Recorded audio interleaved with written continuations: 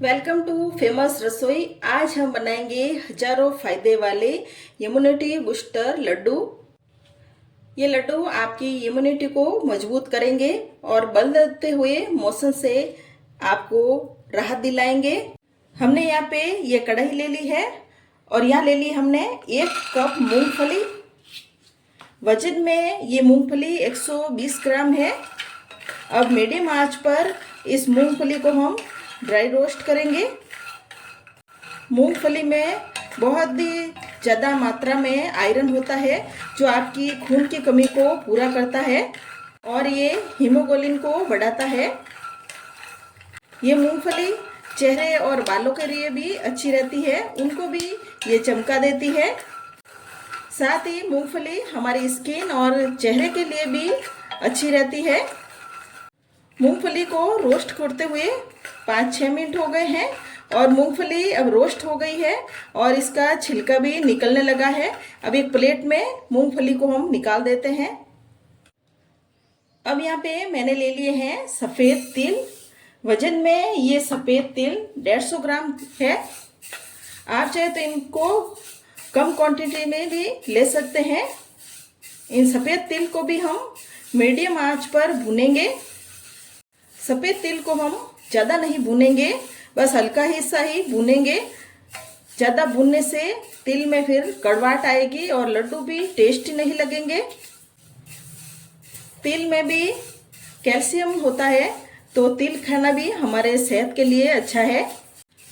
तिल खाना भी सेहत के लिए बहुत अच्छा है।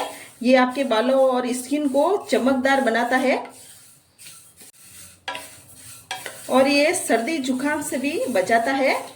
तिल में कैल्शियम और मैग्नीशियम होता है जो हमारे चेहरे और बालों के लिए अच्छा है। तिल को रोस्ट करते हुए 3 मिनट ही हुए हैं, 3-4 मिनट, और तिल बहुत ही जल्दी रोस्ट हो जाते हैं।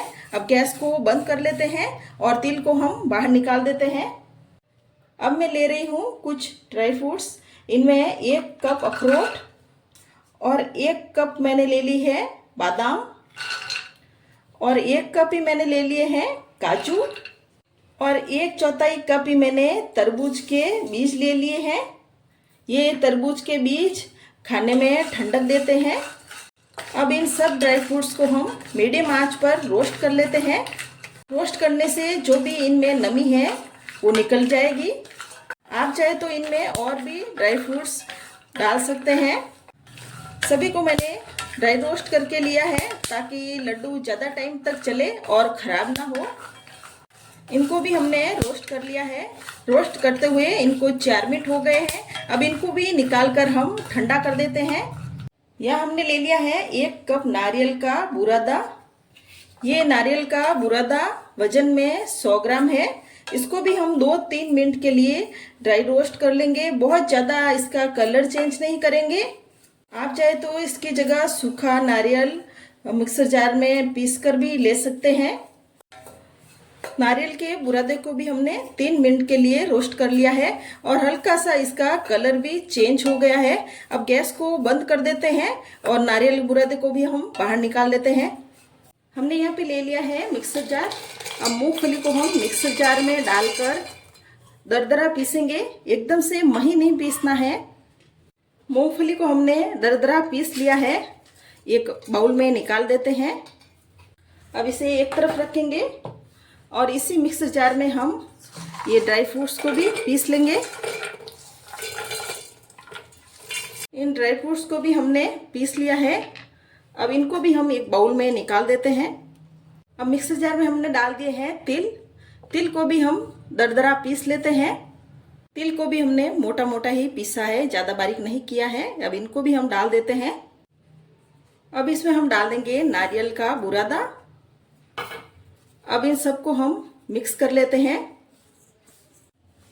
यहाँ हमने जो सारी चीज़ें डाली है वो हेल्थ के लिए अच्छी है। यहाँ हमने सारे मिक्सर को मिक्स कर लिया है। यहाँ हमने ले लिया है आधा कप घी। घी गर्म हो गया है। इसमें हम डालेंगे 1 कप गेहूं का आटा।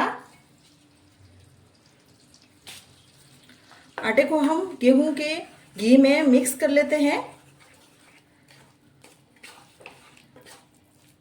हमें यहाँ पर आधा कप तो घी डालना ही है, कम घी नहीं डालना है। और आटा भी हम अच्छे से भूनकर ही इन लड्डुओं में डालेंगे। आटा डालने से इन लड्डुओं में अच्छी बाइंडिंग आ जाएगी।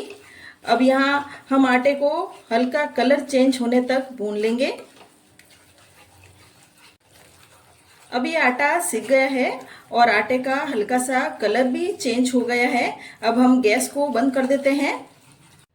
अब इस मिक्सर को हम गरम गरम में ही आटे में डाल लेते हैं। अब हम गरम गरम में ही इस मिक्सर को फटाफट से मिक्स कर लेते हैं। ठंडा होने के बाद ये मिक्स जरा मुश्किल होगा। यहाँ हमने सारे मिक्सर को फटाफट से मिक्स कर लिया है गरम गरम में ही। यहाँ हमने ले लिया है गुड़। अब गुड़ पे हम डाल देंगे 1 कप पानी।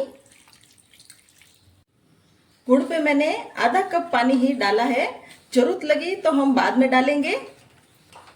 अब गुड़ को हम मेल्ट कर देते हैं। में ये गुड़ 350 ग्राम है। तो हम मीडियम आंच पर लगातार ऐसे चलाते रहेंगे और मेल्ट करेंगे। गुड़ मेल्ट होने तक हमने पका लिया है। अब गुड़ की एक भी डलिया नहीं है। अब हम गैस को बंद कर देते हैं। यह हमने ये स्टील की छलनी ले ली है। अब गुड़ को हम छान कर डालेंगे। गुड़ में कई बार कचरा आता है। यह हमने आधा गुड़ डाला है। आधा गुड़ डालने के बाद एक बार हम मिक्सर को मिक्स कर लेंगे। मिक्स करके थोड़ा थोड़ा करके गुड़ डाल देंगे।